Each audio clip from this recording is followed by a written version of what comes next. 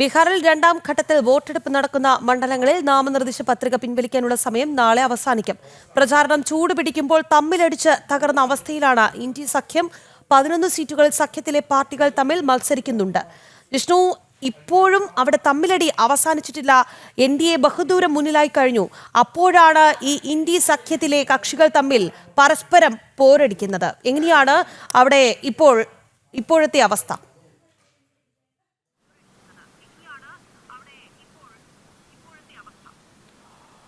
രാഖി, ബീഹാർ നിയമസഭാ തെരഞ്ഞെടുപ്പിന്റെ ആദ്യഘട്ടത്തിൽ, അതായത് തെരഞ്ഞെടുപ്പ് പ്രഖ്യാപനത്തിന് മുന്നേ നമുക്കറിയാം, ദിവസങ്ങളോളം തെരഞ്ഞെടുപ്പ് പ്രഖ്യാപനത്തിന് മുൻപേ തന്നെ അവിടെ പ്രചാരണം ആരംഭിച്ചിരുന്നു. പ്രധാനമന്ത്രി നരേന്ദ്രമോദി ഉൾപ്പെടെയുള്ള BJP നേതാക്കൾ NDAയുടെ പ്രചാരണം, ഒപ്പം രാഹുലിന്റെ നേതൃത്വത്തിൽ വോട്ടർ അധികാർ യാത്ര നടത്തിക്കൊണ്ട് രാഹുലും തേജസ്വി യാദവും ഒരുമിച്ച് പങ്കെടുത്തുള്ള യാത്രകളിലൂടെ ഒരു ഓളമുണ്ടാക്കാൻ കോൺഗ്രസും RJDയും ശ്രമിച്ചിരുന്നു. പക്ഷേ അതിനപ്പുറത്തേക്ക് ആ മുന്നണി ഈ സീറ്റ് വിഭജനവും സ്ഥാനാർത്ഥി നിർണയവുമായി ബന്ധപ്പെട്ട തർക്കം ആരംഭിച്ചതോടുകൂടി ഇന്ത്യ സഖ്യം തന്നെ നിലവിൽ പൂർണ്ണമായും തകർന്ന അവസ്ഥയിലാണ് എന്നാണ് രാഷ്ട്രീയ നിരീക്ഷകർ വിലയിരുത്തുന്നത്. കാരണം ബീഹാറിൽ യാതൊരു തരത്തിലും നിലവിലെ സാഹചര്യത്തിൽ ഇന്ത്യ മുന്നണിക്ക് മുൻപോട്ട് വരാനുള്ള സാധ്യതയില്ല എന്നുള്ളതാണ് രാഷ്ട്രീയ നിരീക്ഷകർ ചൂണ്ടിക്കാണിക്കുന്നത്. അതിന് ഏറ്റവും പ്രധാനപ്പെട്ട കാര്യം BJP NDA സഖ്യത്തിന്റെ ശക്തമായിട്ടുള്ള പ്രചാരണം, കേന്ദ്ര സംസ്ഥാന സർക്കാരുകളുടെ വികസന പ്രവർത്തനങ്ങൾ മുൻനിർത്തിക്കൊണ്ടാണ് NDAയുടെ പ്രചാരണം മുൻപോട്ട് പോകുന്നത്. ഒപ്പം യാതൊരു തരത്തിലും അഭിപ്രായ വ്യത്യാസമില്ലാതെ സീറ്റ് വിഭജനവും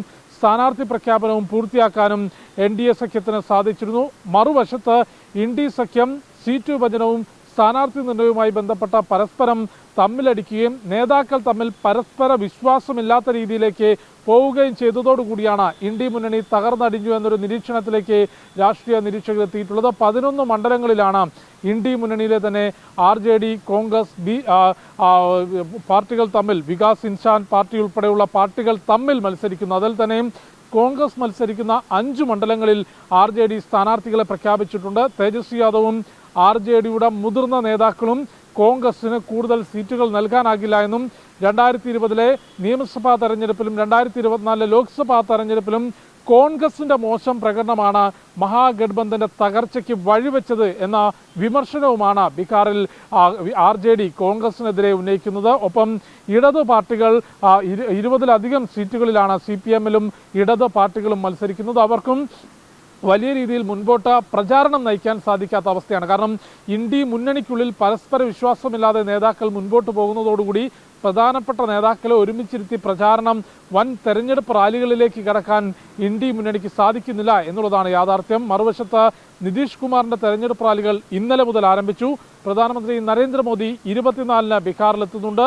കൂടാതെ 12 റാലികളാണ് പ്രധാനമന്ത്രിക്ക് ബീഹാറിൽ നിശ്ചയിച്ചിട്ടുള്ളത്. കേന്ദ്ര ആഭ്യന്തരമന്ത്രി അമിത്ഷാ, BJPയുടെ മറ്റ് താരപ്രചാരകരെല്ലാം തന്നെ വരും ദിവസങ്ങളിൽ ബീഹാറിൽ തെരഞ്ഞെടുപ്പ് പ്രചാരണത്തിൽ പങ്കെടുക്കുന്നുണ്ട്.